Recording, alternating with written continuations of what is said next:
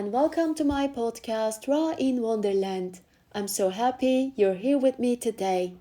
Now tell me, have you ever felt that strange thud in your chest when someone almost caught you doing something wrong? That frozen second where your mind races ahead, imagining all the consequences before anything even happens. Today's story is about that feeling, stretched into days, into madness. We're diving into Fear, a haunting novella by the Austrian master of psychology and emotion, Stefan Zweig. This is not horror, it's not thriller, it's something quieter, but more disturbing. Because the fear we're talking about here is invisible to the outside world, but completely paralyzing on the inside. So, take a deep breath, pour your coffee. Mine is a strong double espresso today. You might want to hold your cup a little tighter for this one. Let's dive into the story. Meet Irene Wagner, a graceful, upper-class woman living in Vienna in the 20th century. Her life looks perfect on the surface. A successful husband, a beautiful home, two young children, and daily routines full of comfort and privilege. But Irene is bored. Her marriage, though outwardly functional, feels emotionally distant. She starts an affair with a young pianist, nothing too passionate, just a small rebellion, a secret thrill to escape her domestic cage. She tells herself she can control it, that she's still a good mother, a respectable wife, that nobody will know. Until one afternoon, she's leaving her lover's apartment and a woman stops her on the stairs. This woman is angry, harsh. She says she knows everything. And then comes the real blow. She wants money.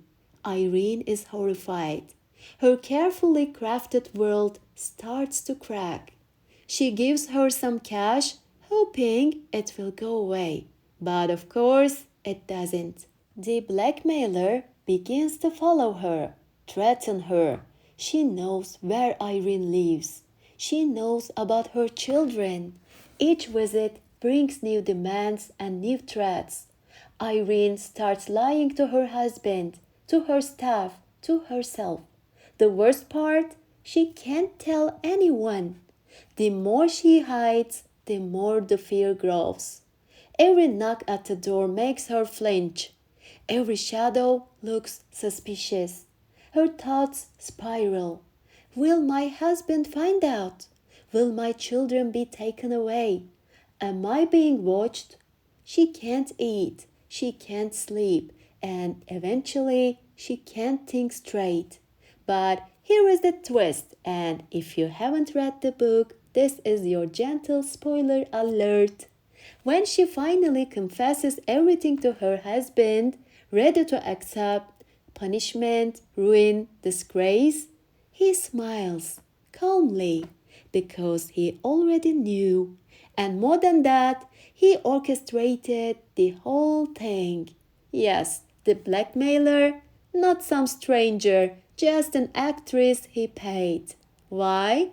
Because he suspected the affair and wanted to teach her a lesson.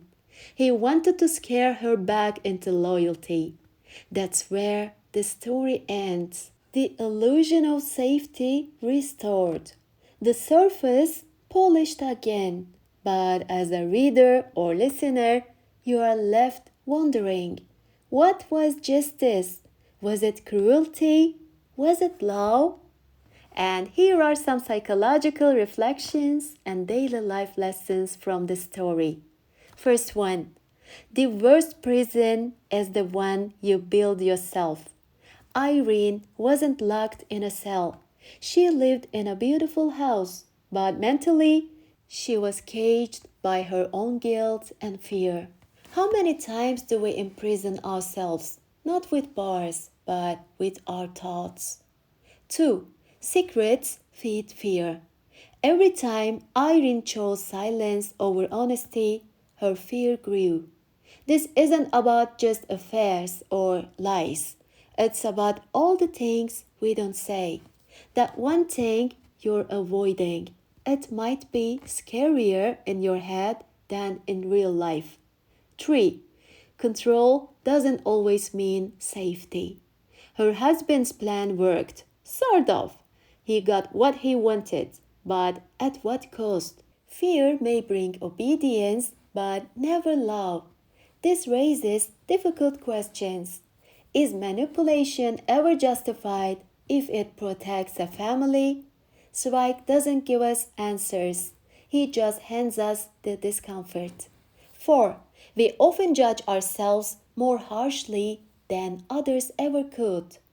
Irene imagines the worst possible punishments. She believes she deserves humiliation, disgrace, pain. But does she? Or is it her own moral compass torturing her more than reality ever could? 5. Here we see Zweig's deep respect for the emotional lives of women. While so many male authors of his time ignored or ridiculed women's inner struggles, Zweig does the opposite. He steps inside Irene's fear with tenderness, with empathy. He doesn't judge her, he understands her and invites us to do the same. While reading Fear, I kept thinking, how often do we walk around with invisible wars inside us? We smile, we make tea, we go to work, but deep inside we are carrying shame, anxiety, fear of being found out. Not for crimes, but for thoughts, dreams, mistakes we don't know how to live with. This novella reminded me that fear doesn't always look dramatic. Sometimes it looks like a quiet woman in a perfect house sipping her coffee while the world inside her is on fire. So, what can we take away from Irene's journey? That fear grows in silence, that the truth might terrify us, but hiding from it slowly destroys us. That love, if it's real, cannot be built on manipulation or shame. And most of all, that the scariest monsters are often just our own shadows in the hallway. Thank you so much for joining me today in Raw in Wonderland. Until next time, stay curious, stay kind, and don't be afraid to turn on the light. Bye, guys!